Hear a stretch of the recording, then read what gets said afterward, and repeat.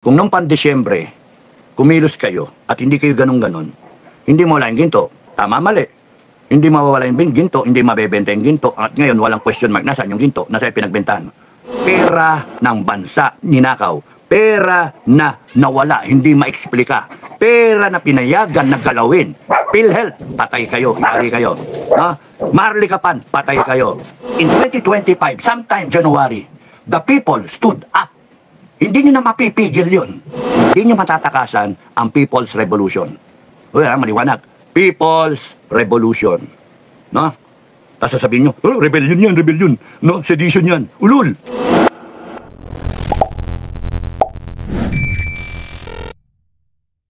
Kaya mga politiko, nag-ano lang kami, nag-bakasyon lang kami, nag-enjoy lang kami ng Christmas at New Year.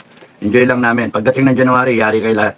Tatapusin namin yan. Sabay-sabay. Alam niyo, hindi kami gumawa ng kasalanan na yan. Hindi kami gumawa nung, yung ano na yan, eng-eng na yan. Hindi kami. Kayo eh. Kayo. Bongbong, Marcos, Lisa, Tamba, kayong mga congressman, ang titigas ng ano nyo, mga kukote nyo, mga bopol pa, mga advisor nyo. Sinasabi naman sa inyo, ilang beses na kami nagsabi na wag kayong wag kayong magde-destabilize eh. Kayo nagde-destabilize ng bansa, kaya nagkaganito bansa. Pag nanakaw kayo, nagdodroga. Oh. Eh, yung hair follicle, nilakpasan nyo yung 25 na deadline namin. Kaya nakakalungkot, BBM eh.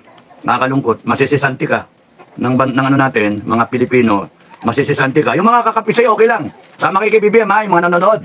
Nakakampi kay BBM ha, sumali kayo. Kung gusto nyo mamatay para sa kanya, good luck. Tatayan tayo, gusto nyo. Hindi kami natatakot sa inyo. Itutuwid namin ang Pilipinas ha. Kahit 100,000 lang kami, okay lang. Laban na kami, fight na kami, 100,000. Ngayon, kung may 1 milyon, 2 milyon, 10 milyon kami, 20 milyon, 100 milyon, good luck sa inyo. Good luck. Eh kung may 1,000 lang kayo, nasama-sama, good luck sa inyo. 1,000 kabaong ang kailangan. You fight ha, you fight for your cause. Ha, BBM? Tamba, you fight for your cause. Nasabi nyo, kayo yung halal ng bayan. Nung kayo yung karapat-dapat yan na mamuno. Ay, paglaban nyo ha. Mga animal kayo, mga hayop kayo, mga abusado kayo. Paglaban ninyo ha, yung karapatan ninyo. No, yung pananaw ninyong karapatan ninyo, BBM. Matapos itong New Year na ito, paglaban niyo yung karapatan ninyo. Orderan niyo yung armed forces ninyo. Orderan ninyo. Yung PNP tsaka yung armed forces. Supilin yung taong bayan, ha? Tingnan natin kung ano mangyayari. Tato kayo lang gumawa ng kalokohan. Ha?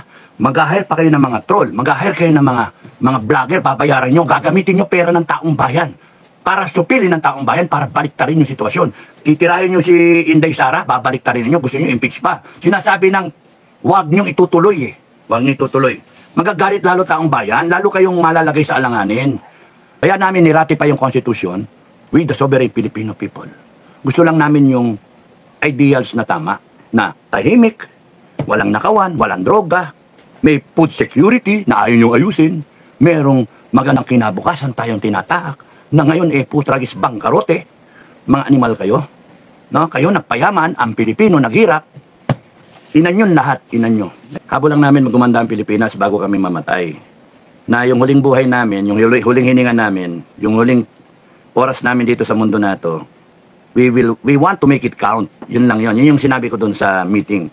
And by standing up na ipaglalaban namin yung karapatan ng Pilipino, hindi lang yung Pilipino ngayon, pero yung future generations ng Pilipino, by standing up, we will make sure na yung konstitusyon natin ay mailalagay sa tama, no, ma-implement ng tama, at yung mga medyo gray area ma-i-amend natin, no, yung revolutionary government na gusto natin ilagay ay marireboot ang Pilipinas. Kaya kayo sa Congress, yari kayo, Senado, COMELEC, Human Rights, lahat kayo, AFP, PNP, lahat kayong abusado, may kalalagyan kayo.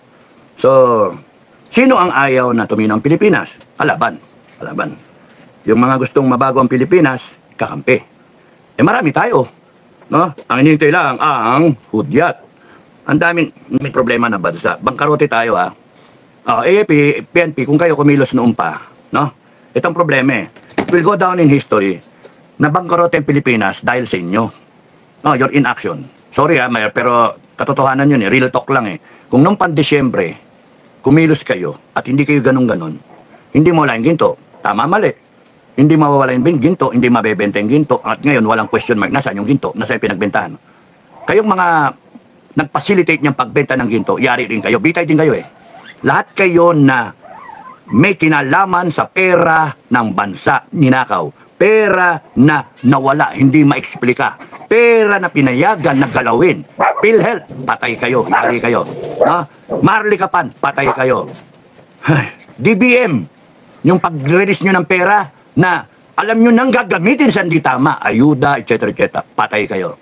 Kaya, ang pagkakataon ninyo ngayon, magmuni-muni na lang kayo at isipin nyo, hindi nyo matatakasan ang People's Revolution. Maliwanag. People's Revolution. No? Tapos sasabihin nyo, rebellion yan, rebellion. No? Sedition yan. Ulul. Putragis kayo.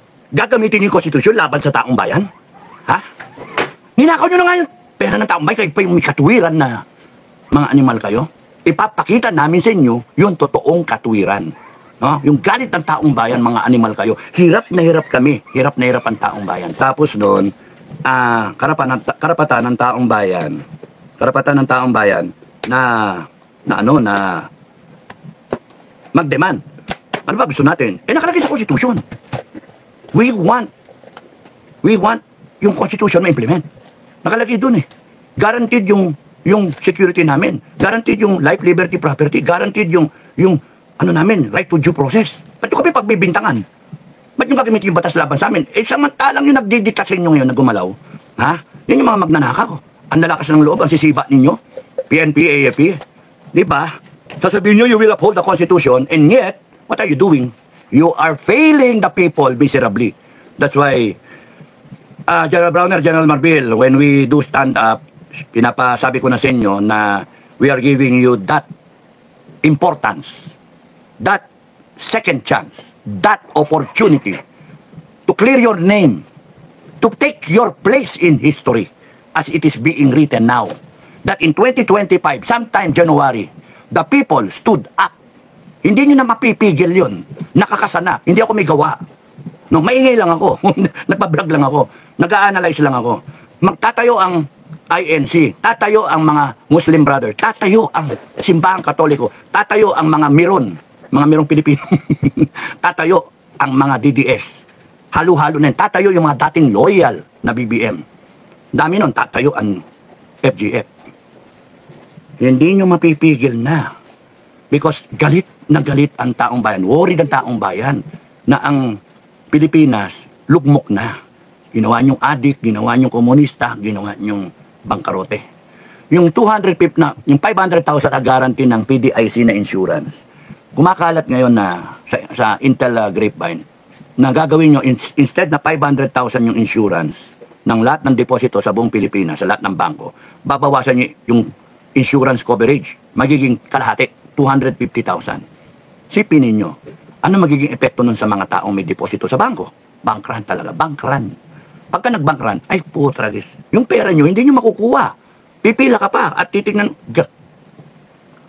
putragis ng mga putragis, mga magnanakaw, itong mga hayop na ito. Palibasa, yung mga pera nila, hawak nila. Baul-baul, no? Sako-sako, kahong-kahon yung pera. Ano ba balak ninyo? Parang nananadya kayong wasakin ang Pilipinas eh. Nananadya kayo na paghigantihan ng Pilipinas sa sinapit ng pamilya mo, Marcos? Yung ba yun? Yung ba yung kwento rito? Is this a story of vengeance? Is this a story of premeditated na nakawalang yaan ninyo na ilulugmok nyo yung taong bayan talaga ang Pilipinas? And then you buy a country somewhere, you buy an island somewhere where you will live the rest of your lives as kings and queens. Kings and queen. No? Yung buong pamilya nyo, hari, monarchy. Minadinig akong gano'n, may nagkukwento ng gano'n. Yung ba? Yung ba ang gagawin nyo? Nakasama si o sino-sino, or maiwan si Martin dito, siya ang magpe-presidente dito, o magpa-parliament. Gagong. Gusto nyo mag-civil war tayo? Gusto nyo talaga makaramdam ng People's Revolution? Kasi it will happen. Hindi ako may gawa eh. Hindi ako may gawa. Ang kayo eh. Sino ba naman hindi ano, kasi with SOCMED now, kanya-kanyang content ang mga vlogger na ewan mo kung inintindi nila yung kita, yung content, o inintindi nila yung bansa.